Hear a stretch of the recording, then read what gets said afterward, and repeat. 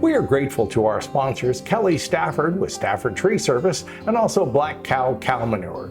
If you need your trees trimmed locally, remember Stafford Tree Service at staffordtreesvc.com, and please visit Black Kow Cow Manure, that's K-O-W. Remember, both of the contact details are in the description below. Hi, I'm Stan DeFreitas Mr. Greenthumb for the Ask Mr. Greenthumb Gardening Segments. Color, color, and more color. This is a Mandevilla, and you probably have seen Mandevilla in pink.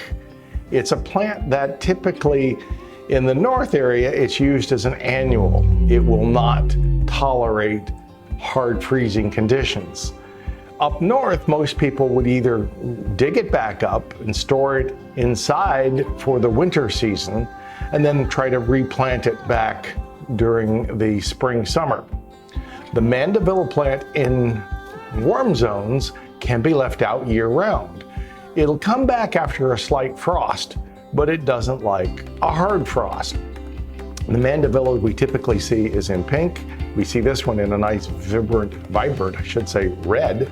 And of course the leaves have a nice dark green color, almost a shiny, waxy look to them.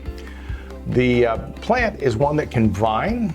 So if you have a mailbox or if you have a little trellis and you wish it to grow upon, this plant will oblige you with it.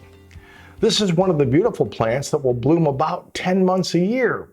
And I can't think of too many plants that bloom every day like this. Maybe the alamanda, roses bloom quite a bit, but there are so many plants that have a very short season. You know, they'll bloom and that'll be it. The Mandevilla will give you blooms on a constant basis. They can have some problems with nematodes. So if you think that you have nematodes, which are microscopic eelworms, how do you know? Well, if you pull the plant up and you see a bunch of knots on the roots that don't come off easily, that could be nitrogen nodules. But if it doesn't come off easy, then it is probably nematode, probably root knot nematode. And there's of course a number of different nematodes like sting and spiral. And that means, what do? You really improve the soil. You add peat moss, you add black cow, you make that really enriched soil so that you can hold moisture. But also the benefit of organic matter is that that organic matter tends to have good bacteria, and some of those good bacteria, they have proven, eat upon some of the nematodes. So that's another reason. When you go back and you look at good gardeners like, let's say the Amish in general. Why were they such great gardeners? Partly because they tended to the earth. You know, now that's become fashionable where everybody likes to tend to the earth. But I was talking to one of my Indian friends from India recently, and he says, we've been working with improving soil forever. That's not just something new. I said, well, it's kind of new to some, urban people. But for a lot of folks, you're right. Improving that soil, adding the organic matter, adding a layer of mulch has always been good practice. Now, if this grows out of bounds, you can trim it back. It probably blooms better on the new growth than it does the old growth, though a little bit of trimming on this plant will probably pay good dividends in getting more color next season. I'd fertilize it probably 2 or 3 times a year.